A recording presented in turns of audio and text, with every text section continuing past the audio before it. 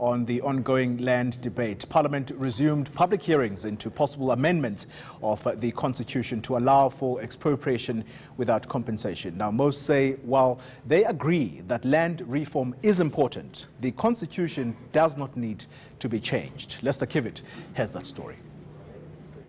After weeks of public hearings in all corners of the country, Parliament's Constitutional Review Committee returns to the parliamentary precinct. This time, academics and agricultural bodies are giving their submissions. They want the committee to consider the economic impact of amending the Constitution and what it would mean for food security and the broader economy. If the confidence declines, we may see a decline in investment into fixed improvements.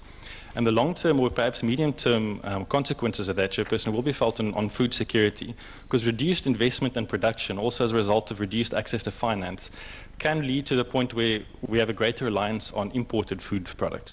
The biggest issue to deal with land reform is to sort out how are we going to finance our black farmers. If they don't own the land, the current regulatory framework in the financial system is they can't get a loan. And I think this is what you will hear from our black farmers complaining the most.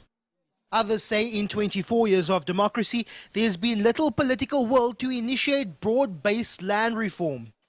An amendment to the Constitution as proposed would not adequately respond to most of the substantive problems that have been identified, and any amendment could also possibly adversely affect many of the positive rights that are already provided for in the Constitution, the rights to redistribution, restitution and tenure reform. Some say land reform goes beyond just economics. They say it speaks to the psychological and material impact of colonialism and apartheid on black South Africans. When we say expropriation, I think there is a need for us to educate ourselves that when we talk land and land reform, we should not talk about land for agriculture and farming and economics only.